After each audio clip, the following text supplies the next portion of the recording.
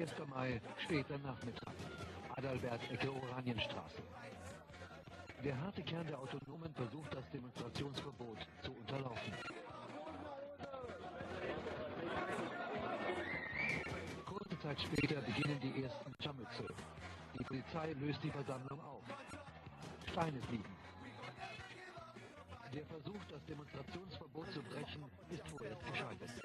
Jetzt fordert die Polizei alle Anwesenden auf, das Feld zu räumen, um das Demonstrationsverbot endgültig durchzusetzen. Die Polizei fordert Sie daher auf, von der Versammlung Abstand zu nehmen und sich unverzüglich in Richtung Mariannenplatz einzeln oder in kleinen Gruppen zu entfernen. Seit Jahren vertraute Bilder. Die Polizei als Angriffsziel.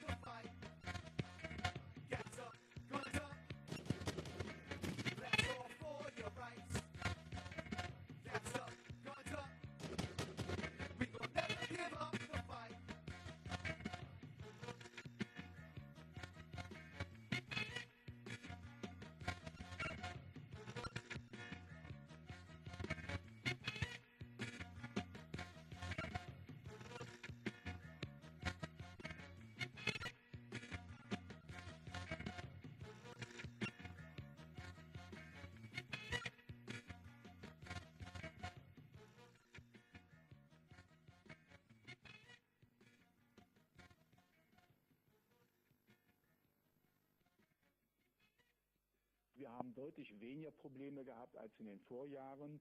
Die Bilder täuschen insoweit ein falsches Geschehen vor. Seit etwa 17:40 Uhr haben wir Probleme bekommen, nachdem der Tag gut gelaufen ist. Jeder Steinwurf, der heute gefallen ist letztendlich doch eine Bestätigung des Verbots. Wir sind ein Rechtsstaat und der Rechtsstaat hat auch dafür Sorge zu tragen, dass zu jeder Zeit und überall dem Recht zur Geltung verholfen wird.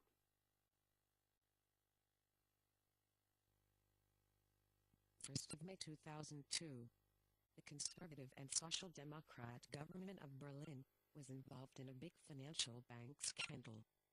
Then a new government was elected. The new Minister of Interior wanted to test the new so-called strategy of de-escalation. A new police unit with psychologist training was founded to influence the public before demonstrations. 50 Beamte eines psychologisch geschulten Deeskalationsteams mit dem hintergründigen Namen AHA sorgen sich um Manifeste und latente Gewalt. Die gehen ins Internet, holen sich Gewaltvideos runter, die gehen in die Videothek, holen sich schlimme Sachen, die sie eigentlich nicht ausbauen dürfen. Die tauschen es untereinander aus. Die Altersgrenze ist doch da völlig verwischt. 400 wackere Linke stellen sich den Rechten in den Weg. Nach kurzer Rangelei schlägt die Stunde der Deeskalierer. Sie kommen irgendwann in den Bereich von Zwangsmaßnahmen Und das könnten Sie ja ersparen. Sich, der Öffentlichkeit. Ja, das können wir uns alle ersparen. Richtig. Wir lassen uns hier sitzen, der Nazi-Aufmarsch wird aufgelöst, dann gehen wir. Das kann ich mir Ja, dann müssen Sie doch aber nicht mit mir reden, sondern mit Herrn Piester, wenn Sie eine Frage haben. Ja, aber damit kommen wir werden Sie weggeräumt. aber damit nicht weiter. Es soll ja nicht weitergehen, es soll aufhören, hier an dieser Stelle. Unverhältnismäßigen Anwendung von Gewalt weiter durchsetzbar wäre.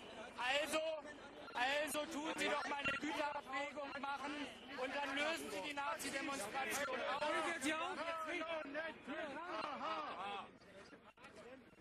Aha. Doch wer geht schon gegen eine rechte Demo auf die Straße, um sich von der Polizei deeskalieren zu lassen? Jetzt sind die Kollegen von der Abteilung Zupacken an der Reihe. Die Polizei ist mit 7.500 Kräften im Einsatz. Sie wollte in diesem Jahr mit dem Konzept der ausgestreckten Hand deeskalierend wirken, doch bereits in der Nacht kam es zu Ausschreitungen. In Kreuzberg endete ein friedliches Konzert mit der Plünderung eines Supermarktes. Die Polizei hatte sich bis dahin zurückgehalten, musste dann aber eingreifen.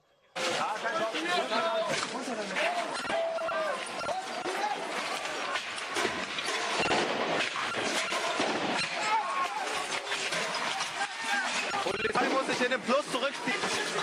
Ebenso im Bezirk Prenzlauer Berg. Hier hatten sich 10.000 Menschen zu einem Straßenfest versammelt. Nach dessen Ende entzündeten Randalierer ein Feuer und demolierten Autos. Danach flogen Steine und Flaschen. Die Polizei bewertet diese Ausschreitungen als die schlimmsten seit 4 Jahren. Ein sogenanntes Personenbündnis mit Professor Grozian, aber auch mit SPD und Grünen und angeblichen Bürgervereinen, die aber vom Senat sind, meldet im ganzen Stadtteil Straßenfeste an. Die Idee war, dass sich die Polizei aus dem Bezirk raushält, wenn im Stadtteil keine Demonstration stattfinden würde. Die antifaschistische Aktion Berlin (AAB) war Teil des Personenbündnisses und verlegt ihre Demonstration in den Stadtteil Mitte. Das linksradikale und autonome 1. Mai-Bündnis lässt sich nicht auf das Konzept eines demonstrationsfreien Kreuzberg am 1. Mai ein und mobilisiert zur Demonstration um 16 Uhr im Stadtteil. Daraufhin zieht das Personenbündnis sein Konzept zurück. Dieses berühmte Bündnis, was bereits angesprochen wurde, Sie haben sich nie daran beteiligt, von vornherein nicht. Warum eigentlich nicht? Wir haben dieses Bündnis abgelehnt aus vielerlei Gründen. Im Wesentlichen geht es darum, dieses Land ist im Krieg. Es wird Gewalt ganz massiv nach außen getragen. Dieses Land beteiligt sich an imperialistischen Kriegen. Die dafür verantwortlich sind, Rot-Grün, sitzen auch in diesem Bündnis. Und was gerade die Grünen ja in diesem Jahr für ein Problem haben, dass sie einen Großteil ihrer Basis, ihrer Legitimation verloren hat, das soll unter anderem auch durch dieses Bündnis, durch die Hintertür wieder reingeführt werden. Und dagegen wenden wir uns. Herr Fritsch, ganz kurz noch. Ich meine, Sie sagen, es wird Krieg geführt. Aber ist das nicht auch eine Art von Kleinkrieg, der hier geführt wird? Hier werden Dinge beschädigt, hier werden Menschen verletzt. Hier gibt es also auch Schwerverletzte zum Teil. Der Kleinkrieg der Krieg wird auch nach innen geführt. Das ist richtig, weil dieser Krieg finanziert werden muss. Er wird seit Jahren mit massivem Sozialabbau geführt. Die Arbeitslosigkeit, Ich meinte jetzt eigentlich eher Ihren Krieg, beziehungsweise der Krieg, der hier... Das linksradikales und autonomes 1. Mai-Bündnis auf Ihren Plakaten in den Vordergrund. Treffpunkt für diese Demonstration ist um 16 Uhr der Görlitzer Bahnhof. Der Zug wird durch Kreuzberg führen. Zusammen mit den selbsternannten internationalen Revolutionären, die ab 13 Uhr demonstrieren. In Kreuzberg gibt es das ganze Jahr über Leute mit einem wichtigen Anliegen. Hier haben sich seit 10 Tagen Türken zum Soli-Hungern für türkische Gefängnisinsassen eingefunden. Zum 1. Mai müssen sie ihr Lager aber räumen. In Kreuzberg herrscht eine strikte Protesthierarchie. Die Hungernden müssen weg, denn die Wiese wird für den Klassenkampf gebraucht. Die Türken sehen das ein.